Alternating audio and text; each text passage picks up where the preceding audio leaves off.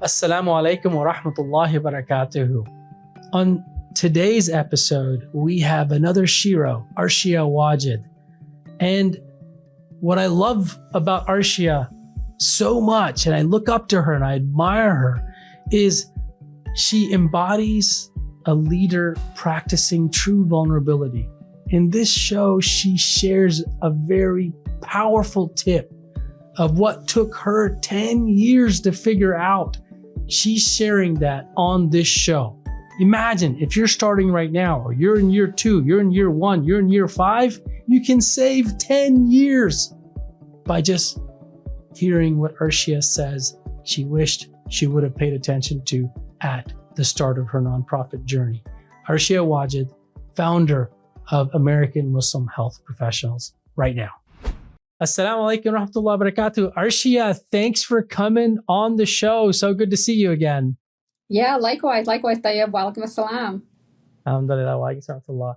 Arshia, I remember when I was living in Chicago and I was in this healthcare universe and I came to an AMP event and I felt so inspired, and my family, my wife leaned in and said, let's make a gift. And we made one of our most significant gifts that year to AMHP.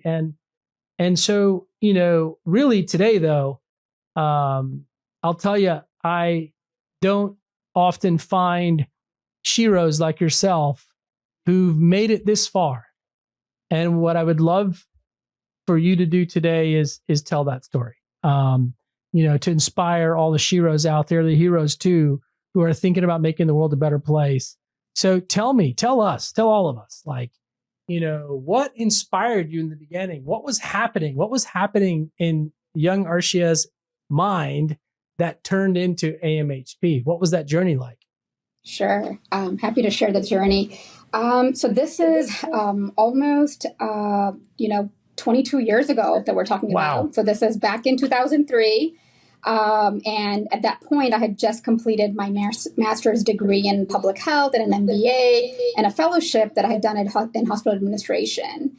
And I was networking to find my next role, and I would be introduced by others, or given contact information for healthcare administrators, which was really the field that I was pursuing at that time.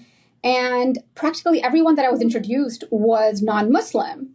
And then it got me thinking that, if we had a similar network for Muslims working in the healthcare industry, irrespective of which specialty they're in, whether they're working as pharmacists, dentists, nurses, healthcare administrators, IT health professionals, healthcare lawyers, entrepreneurs, if there was a platform that could connect them all so that we can then help each other and uplift each other professionally. And also, I knew at that point that there was just a great deal of talent in the American Muslim community within healthcare, from those who are working on policy issues to doing research to building startup companies to address health issues in our country. And, I kind of felt that everyone was working in silos and it was all fragmented. And that's kind of how the idea first came up in terms of starting American Muslim Health Professionals. So for a year, I would walk around with a notepad. And this is pre-cell phone days and laptop days. And I would just jot down names and email addresses of anyone that I ran into who worked in the healthcare industry. And I would tell them about this idea about launching an organization. And so over the year, I collected about 100 names and emails.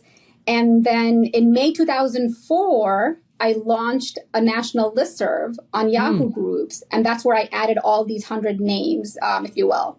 So then in the next couple of weeks, this listserv became viral, and we went from 100 to over 600.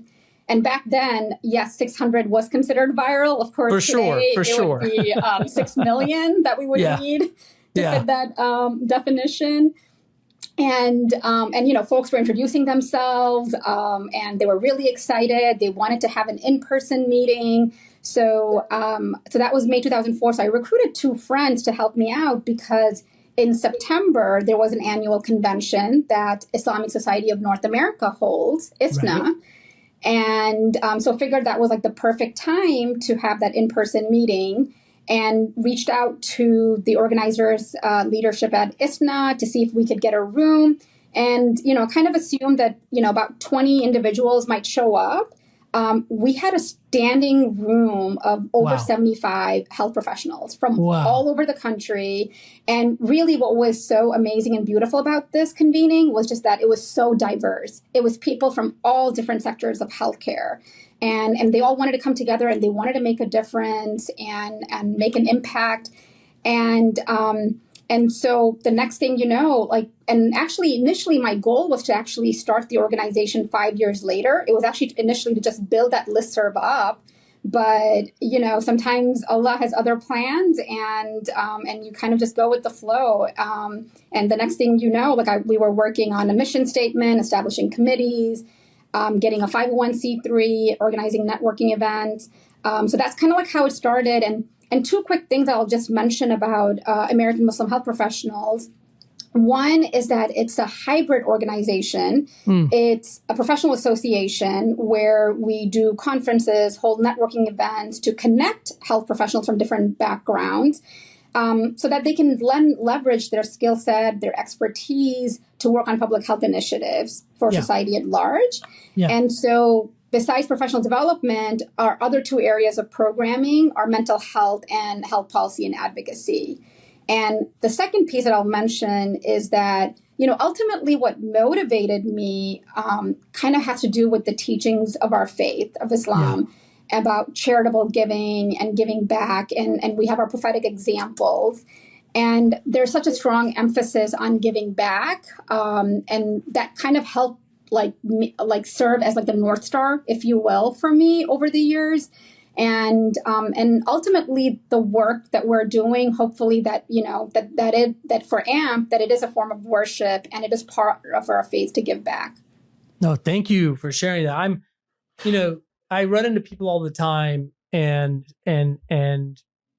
for years, the argument was why advocacy when people are starving around the world?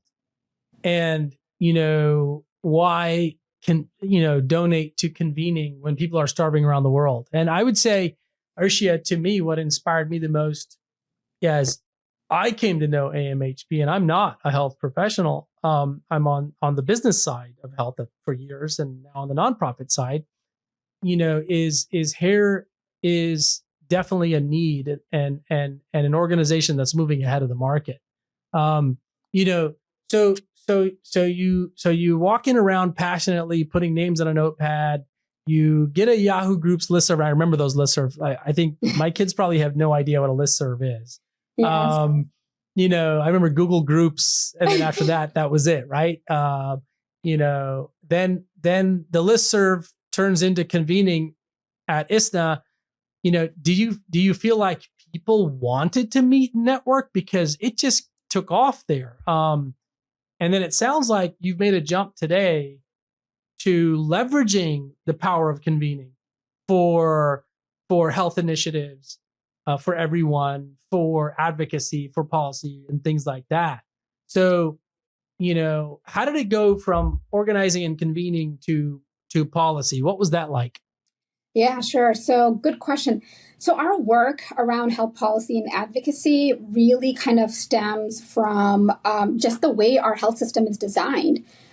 We pay the most per capita than any other country in the world, yet we have the lowest health outcomes, even lower than that of Cuba. And really what kind of happens is because we had this is pre-Affordable Care Act, we had over 53 million uninsured and underinsured individuals.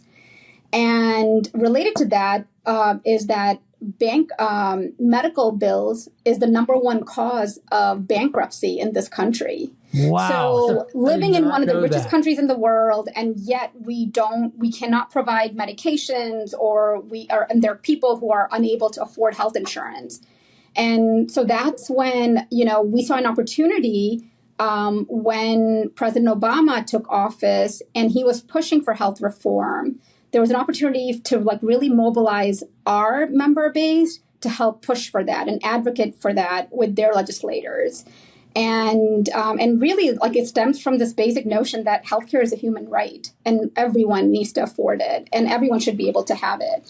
And so once the Affordable Care Act became a law, then we were still working on other health initiatives and other health policy issues to kind of, maintain and manage access to care and quality health care. Wow. I mean, first of all, I've got to go back to this thought. You just said the number one reason for bankruptcy is healthcare bills. And then my brain is somehow connecting that back to what you said earlier, which is, as Muslims, there is a purpose for us to be involved in social good. And I just can't help but to see how, important it is for American Muslims through AMHP to lead the charge to end bankruptcy through healthcare bills. I feel like that's so critical and important. So when you grew AMHP, though, like, how did you solve the funding problem? How did you solve the resource problem? And how did you get to where it is today? Now, mashallah, you have a full-time executive director, you have full-time staff, you have massive convenings. I've got an invitation to some of your convenings around the US. Like, how do you go from that to that? Sure. Yeah, great question. I'll be very transparent. Our work around building a sustainable model started like 10 years late. So yes, we started 2004, but I would say the first 10 years, we were still kind of establishing ourselves, finding our way. I don't think at that point, we were all young health professionals, the board that we had at that point, and we were still trying to understand like what our mission needs to be, our objectives. And we had done a number of things during those 10 years, no doubt, but we did a lot of programming on our own time and our own dime. At that time, this notion of like trying to raise funds was just not top of mind. And so at the strategic planning retreat that we had in 2014, that's when the board came together and recognized that, we cannot be sustainable at this pace if it's just going to be board members who are already full-time professionals in their day lives and having to manage their personal commitments and also being part of a board and doing the day-to-day operations. And so that's when we really started thinking through like how we need to develop revenue streams for the organization and ultimately hire staff. So we did, we had our first private fundraiser that was hosted by a couple, Dr. Khadija Alvi and Dr. Imran Khan in Northern Virginia. And then later that year, we held our first ever gala celebrating our 10-year anniversary in Chicago, which is where you, Tayyib, you were a major gift donor at that event. So that was kind of like, so our journey in raising funds started much later. But then fast forward to today, we have a staff, full-time, we have 5 full-time staff, and we have grown to 4 chapters. And definitely there's plans to continue to grow to more chapters and obviously add more staff in the future.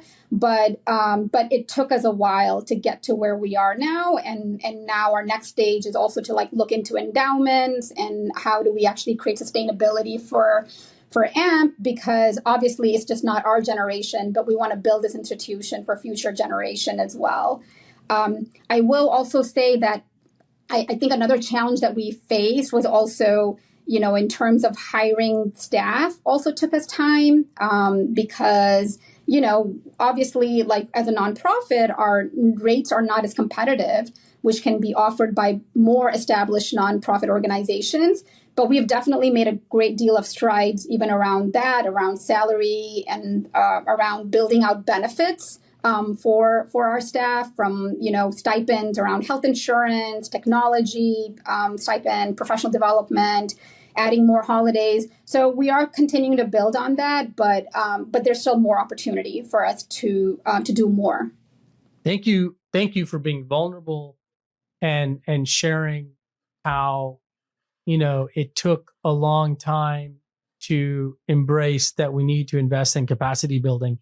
And I'll tell you, on many of the guests on the show, and also in my doctorate research study with Muslim nonprofits, there's this, many nonprofits get stuck in startup because they're working on formalizing their mission and they don't take enough time. They don't put the right amount of time into pivoting to, we need to invest in money.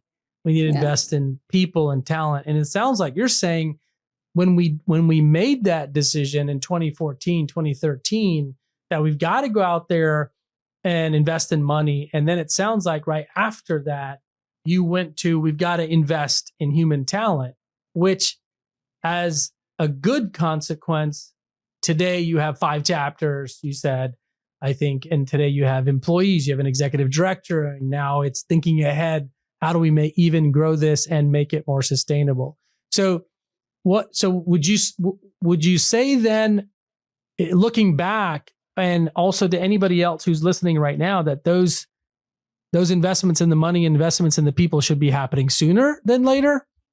Definitely. Most definitely. And I would say anyone who wants to start a new nonprofit or they have a new cause, don't do the mistake that we made, which is like really focus only on the programmatic aspect of the organization. But really, you got to do both things in parallel as a startup initially. And then hopefully you've created a model where you can hire an executive director or a CEO who can then kind of build the organization further, but then you still have your board who will still be there to advise and help develop the strategy around where and how the organization needs to grow. But they really do need to be done in parallel. And really there's, the saying, no margin, no mission. And that's what it boils down to. If you really want to expand your programs and grow as an organization, you have to be very laser focused on the sustainability element as well. And then make sure that you're reaching out to donors and you're creating different revenue streams, whether it's grants, private donors, major gift donors, and sponsors. So there has to be a multi-pronged strategy, if you will. Thank you for sharing that. And I kind of want to, you mentioned, mashallah, this journey is about 20 years. And, what would you say has been your observation of sort of the donor priorities, the priorities of American Muslim philanthropy? Do you feel like it's still the same, that people only want to give to masjids and to international humanitarian aid? Or do you feel like there's a shift, slow, fast, or not at all, to domestic issues and to advocacy? Because those are 3 different buckets, right? What's your sense in these last 20 years? What's the philanthropic priority of the community? How have you experienced, and what would you say it is today? So I think it's definitely shifted. Is it shifted to the pace that we want it to be at? Maybe not, but I think there has been a shift. So I can speak to one of the programs, is the program that we focus on. One of our core areas is mental health. And I would say 10 to 15 years ago, we weren't even discussing mental health as an issue in our community. It was kind of shoved under the rug, and it was almost as if it didn't impact American Muslims. But I think there's a strong realization by masjids, by a lot of leadership, by the generation that actually helped build a lot of the organizations that we're leveraging today, that there is a need for resources. And so we definitely have seen organizations give out grants in this space, and even support us, and even masjids and Islamic schools that are really prioritizing this as a need for their community members, for their school teachers, and for board members at large. So I think there's definitely been a shift from that standpoint. But also, I think, the American Muslim community is also very, very generous. And, yes, there are very, very, emotional causes that we have to donate and support, things like what's happening in Sudan, Gaza. But at the same time, I do think there are individuals in the American Muslim community that have recognized the importance of American Muslim institution building and supporting other causes in addition, not in replacement, but in addition to the humanitarian causes that are needed. And so we definitely have a plethora of those individuals who are going to support and build out those institutions. And we definitely rely on those major gift donors and other donors as well. Oh, thank you for sharing that. And I want our audience to hear this, because I hear it all the time with folks that we're working with in our incubator or their students in our classrooms. They'll say, I want to work on this thing. I really am dreaming of the world being a better place where we have clean air or clean water. I'm like, cool. How come you don't want to work on that? And they're like, well, Muslims don't donate to that. I'm like, well, yeah, they do.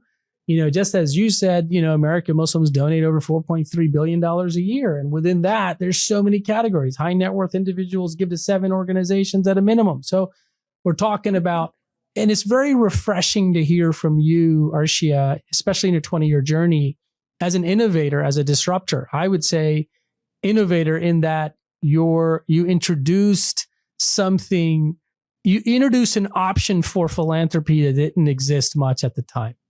And now you're sharing to the audience that, hey, look, guys, the shifts are happening. You always want it to be more, as you said, but the shifts are happening. I would say one last thing I'll mention is the biggest reason why someone may not donate is because they've never been asked. And so that's something that folks should also kind of bear in mind. And I can speak from personal experience because I actually hesitated asking my own family and friends for many years because I was just very uncomfortable asking for funds. But then when I recognized that, that this is an organization that needs to be sustained, then it was a different trajectory. Wow. Mind blown. Folks, you just heard it. A personal story. Arshia said, I wasn't always comfortable, but I finally realized this was not about me. This was about the organization. And I'll tell you what, Arshia, I get this all the time. They'll say, Brother Tayyib, I don't know how to ask people for money. Mm-hmm. And I love what you said. And I want to echo it again for our audience. It starts with you realizing, number one reason why people don't give is they're not asked.